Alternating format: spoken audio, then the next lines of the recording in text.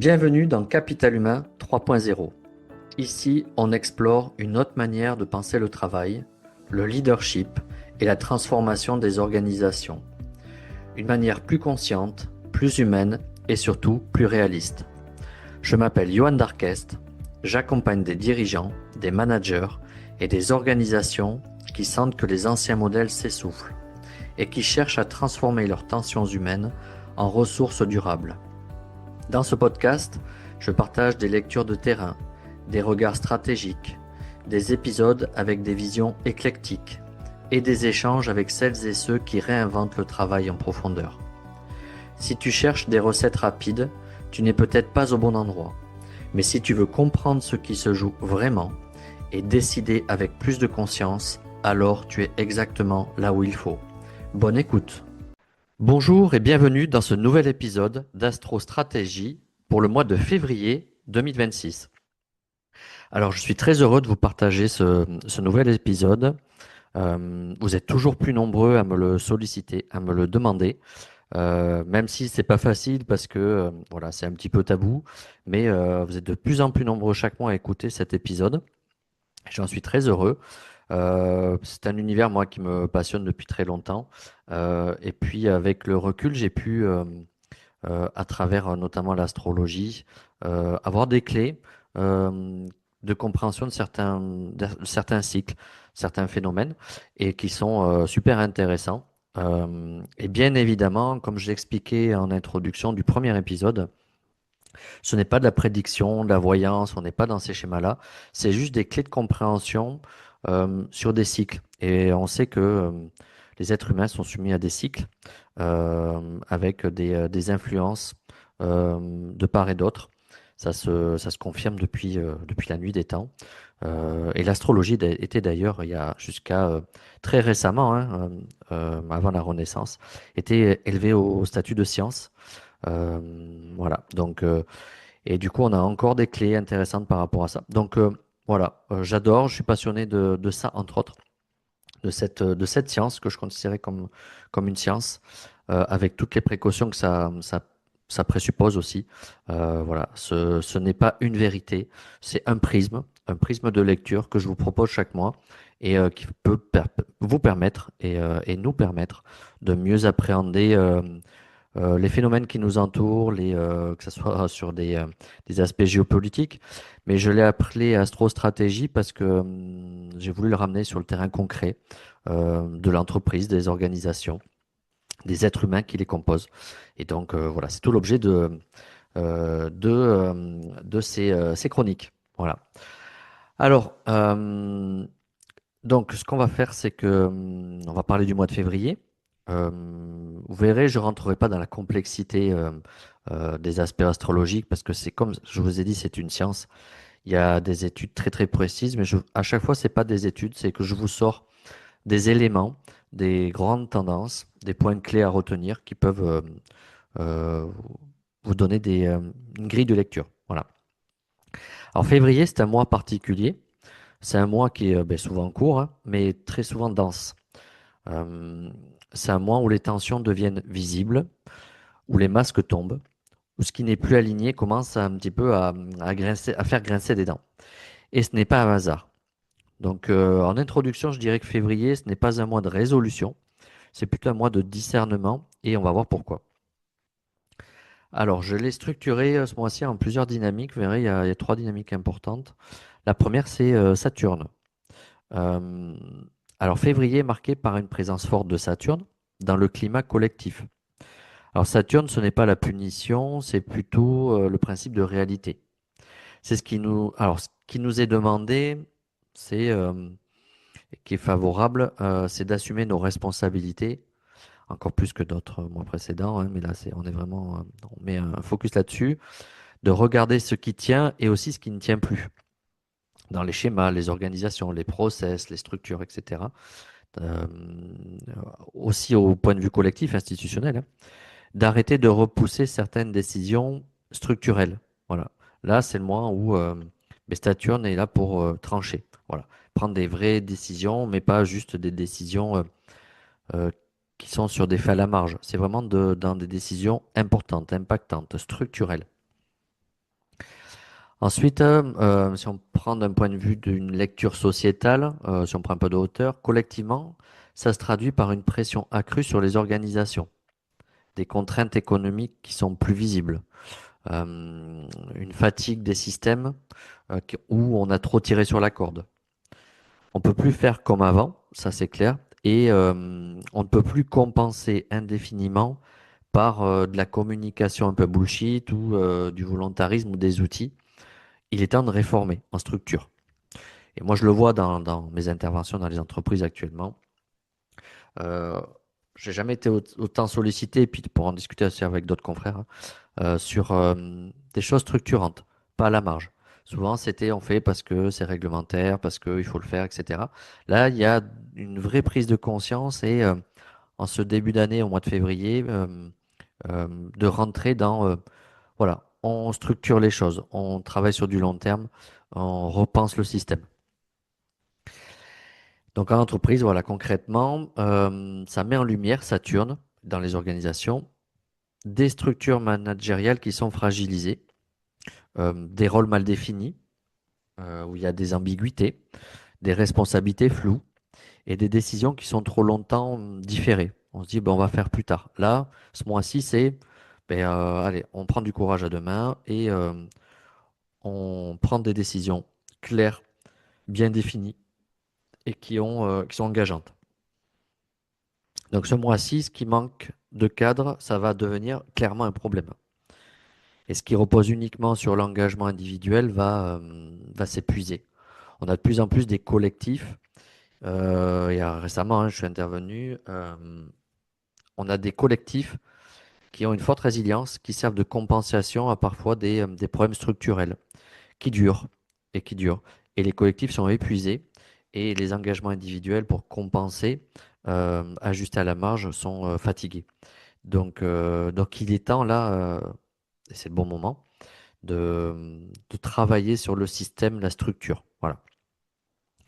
Donc une clé stratégique, donc ce n'est pas le moment d'ajouter une couche de motivation. L'idée, c'est pas de dire, tiens, allez encore de stimuler les équipes pour compenser en fait ces manquements de structure et d'organisation ou de schémas qui sont obsolètes. C'est plus du tout le cas. D'ailleurs, c'est un risque, en faisant ça, ça risque de revenir en boomerang. C'est plutôt le moment de clarifier les règles du jeu, repenser le système. Voilà. Autre dynamique importante, c'est Mars. Ce mois-ci, Mars est très actif. Euh, Mars, c'est la planète de l'action, de l'énergie, mais aussi de la réaction dans dans ce travers, dans son travers. Euh, donc en février, Mars est très actif et je vais dire même parfois trop. Et si on prend d'un point de vue collectif, cela crée un climat où tout semble urgent. Voilà, il faut tout faire, il n'y a pas de priorité, où tout nous semble urgent. Et ça, c'est un piège, où les réactions sont rapides, les conflits émergent plus facilement et les nerfs sont à fleur de peau. Donc c'est une énergie de mise en mouvement, mais attention, quand c'est mal canalisé, ben, elle devient plutôt de l'agitation. Voilà. Alors en entreprise, si on, sur le terrain concrètement, ça peut se traduire par des décisions qui sont prises sous pression. Voilà. En ayant l'impression que tout est urgent, qu'il y ait des arbitrages qui sont trop rapides, qui manquent de réflexion, des tensions interpersonnelles qui sont peut-être accrues. Et ben, c'est corollaire, hein, une baisse de tolérance, une baisse d'empathie, une baisse ouais, de tolérance émotionnelle, tout simplement. Donc le risque du mois, c'est de confondre l'action et l'agitation. Et une petite clé stratégique pour bien accueillir ce mois, c'est agir, oui, agir par exemple pour prendre des décisions structurelles, euh, ça c'est important, mais agir à partir du discernement, pas de la peur ou de la réactivité. C'est vraiment un mois, si je pourrais donner un conseil, c'est de faire un pas de côté, d'avoir des bulles d'isolement où on se coupe de tout, téléphone, mail, etc. Et puis on vient travailler sur son intériorité, son alignement intérieur pour pouvoir gagner en sérénité, en justesse et dans le discernement. pour sortir de cette agitation, cette sursollicitation collective et émotionnelle, et de se dire, ben voilà, je me pose, je prends du recul, je temporise, je, je me mets dans un rythme différent par rapport à cette effervescence de l'entreprise et qui va me permettre de gagner en discernement, en justesse, en intuition juste. Voilà, ça qui est important. Donc, une petite phrase, hein, si tout le monde court, il n'y a personne qui ne pense. Donc, voilà, c'est un peu l'idée. Troisième dynamique importante, c'est Neptune. Alors, Neptune, c'est la planète du sens, mais à contrario aussi, c'est la planète du flou. Euh, donc, Neptune, elle brouille les repères, notamment ben, ce qui est vrai et ce qui est raconté, ce qui est désiré et ce qui est réellement possible. Voilà. Euh, ça amène du flou. Voilà, quand c'est mal ajusté. Cela nourrit notamment, si on prend une lecture plutôt sociétale, cela nourrit une forme de lassitude collective, un épuisement sur un modèle en fait qui arrive en bout de souffle et où collectivement on voit que ça ne change pas ou très peu, alors que il y a des signaux faibles, il y a des marqueurs forts de changement mais qui ne sont pas visibles. Donc on peut avoir un sentiment d'avoir une forme de lassitude collective, une perte de repères, mais aussi intérieurement, et c'est pour ça que c'est hyper important de revenir sur ces temps morts. Alors ces temps morts, moi j'appelle ça plutôt du temps du vivant parce qu'on vient se connecter avec le vivant, avec notre intériorité, nos aspirations profondes, notre âme, notre, ce qui fait vraiment sens pour justement aller vers cette quête de sens plus profonde. Et donc, à contrario, on a une fatigue extérieure, visible par le collectif, qui en a un petit peu ras-le-bol en fait de certains schémas qui sont complètement obsolètes, qui créent de l'usure. Et puis, hein, au plus profond de soi, beaucoup de gens se disent, mais j'ai envie d'aller chercher du sens dans ma vie, beaucoup plus profond, à la fois sur le point de vue individuel, mais aussi sur le point de vue collectif et même organisationnel.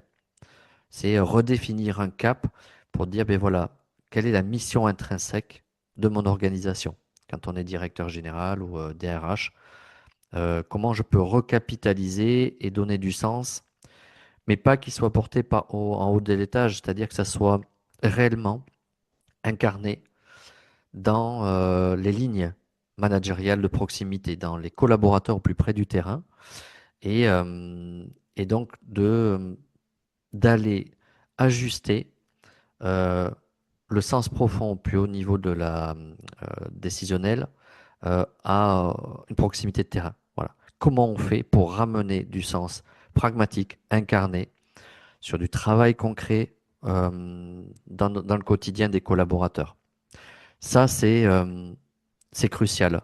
On est vraiment dans un mois qui est propice à cette réflexion et donc à sortir de cette urgence d'éteindre le feu, de faire le pompier, d'être dans une agitation et dire, hop, je prends un pas de côté, individuellement, collectivement, je réfléchis, je prends le temps de réfléchir à ce sens profond.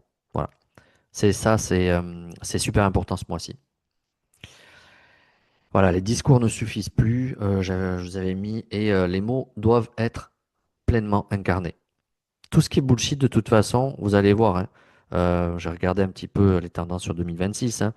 Le mois de février est un point clé, mais il va y en avoir plein d'autres. Cette année 2026, tout ce qui est affiché et pas incarné, ça va tomber. Tout va être, ce qui est sous le tapis, en fait, va remonter à la surface pour justement faire prendre conscience à tout le monde de ce qui ne marche plus et aussi, parce qu'il y a aussi sous le tapis des pépites qui dorment, des potentiels, des idées, des modes de fonctionnement, des modes de relation, en fait, qui sont là. Donc, c'est aussi mettre en lumière tout ce réservoir, cette pépite, en fait, qui dort et qui a besoin de s'exprimer. Donc, 2026, ça va être clairement une année de révélation forte. Donc, ce mois-ci, les collaborateurs sentent très vite ce qui sonne faux. Voilà.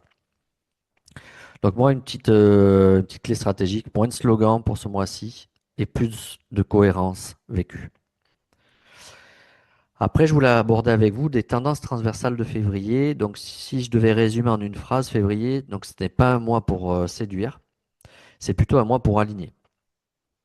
Et les grandes thématiques favorables qui traversent ce mois, c'est favorables sur lesquelles travailler, c'est le leadership, mise à l'épreuve du réel, une fatigue émotionnelle des équipes, un besoin de cadre autant que de sens, et une tension entre la performance immédiate et la durabilité humaine.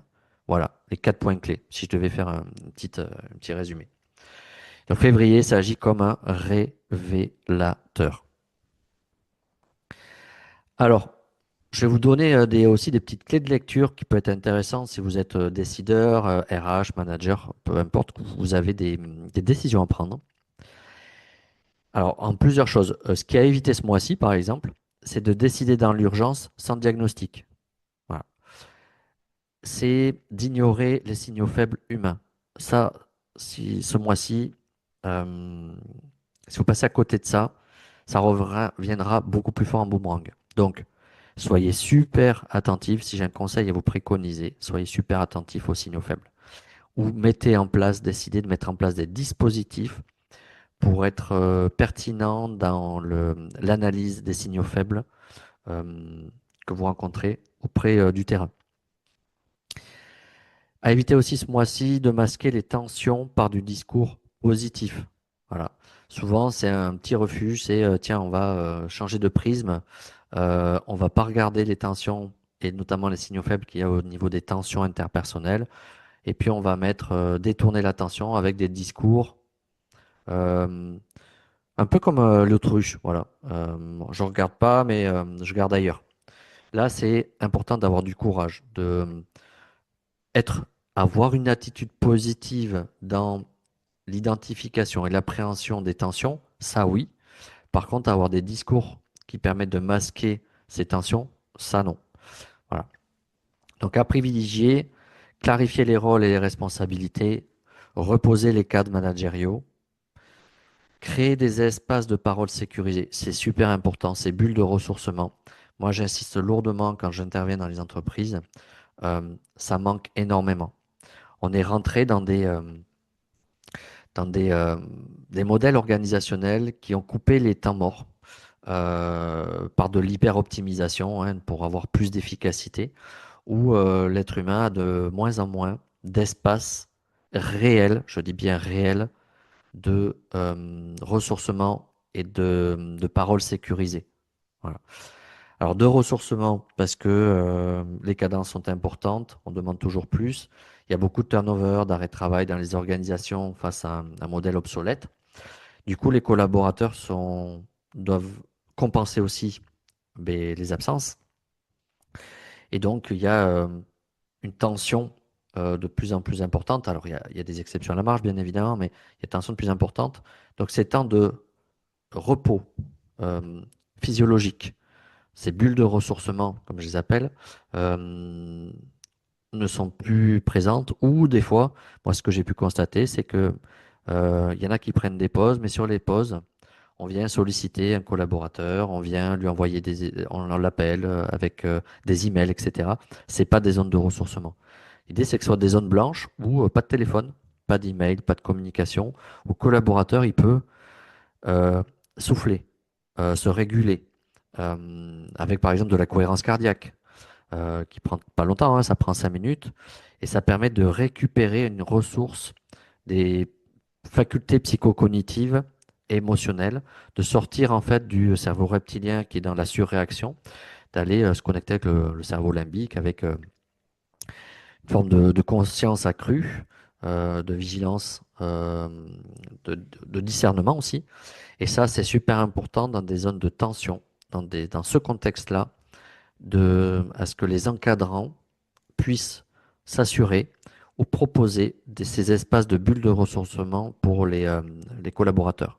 Qu'ils aient, c'est de la prévention, hein, c'est pour éviter qu'ils tombent, hein, parce qu'à un moment donné, en fait, c'est pas des surhumains. Et c'est important d'attirer l'attention à ça. Voilà. Donc ça, et c'est le corollaire aussi, c'est des espaces de parole sécurisés, c'est-à-dire qu'il y a des collaborateurs qui en peuvent plus, qui sont en difficulté, ou qui constatent que des collaborateurs sont en difficulté.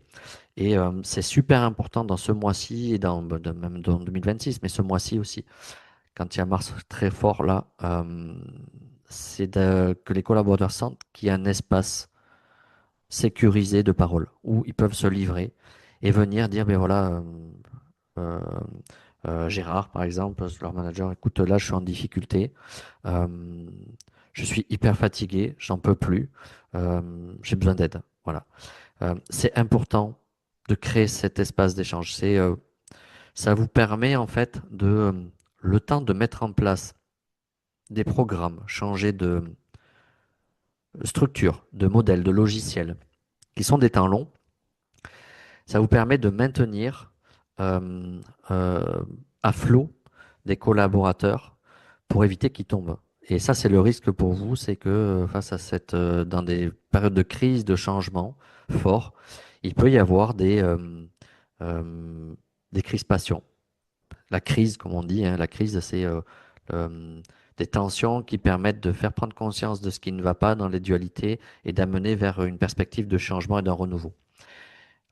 Il va y en avoir de plus en plus. Donc, du coup, c'est important d'avoir ces espaces de régulation qui permettent de réduire les effets de dualité, de tension. Voilà. Mais pour ça, il faut qu'ils se sentent, et à tous les étages, hein, les managers sont aussi les premiers en ligne, hein, ils souffrent de plus en plus. Donc, qu'ils aient cet espace de sécurisation, que soit avec un hiérarchique ou ça peut être tout simplement aussi avec d'autres acteurs externes, hein, un référent sur les risques psychosociaux, par exemple, ou un médecin du travail, un psychologue, ou des cellules qui peuvent être mises en place où il y a un lien de proximité, ils se sentent en sécurité. Voilà. Pour, j'ai insisté lourdement là-dessus parce que c'est important. Moi, je le constate dans mes interventions et, euh, et je sais que c'est partagé par bon nombre de confrères. Donc, voilà. Donc, accepter de ralentir pour mieux structurer. Donc, ce mois-ci, la notion de courage est bien présente, mais il ne faut pas se tromper. Elle n'est pas présente dans l'action immédiate. Le courage est dans la prise de conscience, de voir réellement les choses telles qu'elles sont, de ne pas fuir en fait les signaux faibles et de vraiment l'intégrer dans la redéfinition d'une architecture d'entreprise, d'un système, d'une organisation qui soit beaucoup plus pérenne et qui corresponde beaucoup mieux aux enjeux de notre société actuelle. Voilà. Alors, quelques questions que je vous ai proposées, des questions miroirs, j'aime ça, hein, j'aime appeler ça comme ça, qui sont quand même assez puissantes et qui vous permettent mais que vous pouvez vous poser à vous et aussi au collectif, qui vous permettent d'affûter cette réflexion dans ce sens-là. La première, c'est euh, de mémoire. Ah oui. La première que je me souviens, c'est où suis-je en train de maintenir une structure qui ne tient plus? À quel moment dans la structure vous êtes en train de maintenir une structure qui ne tient plus? Euh, qu'est-ce, quelle, alors, il y en a peut-être plusieurs, hein, mais quelle tension actuelle me demande une décision claire plutôt qu'un compromis? Et je pense que ça va parler à beaucoup d'entre vous. Vous êtes souvent peut-être en ce moment dans une situation dans l'entre-deux.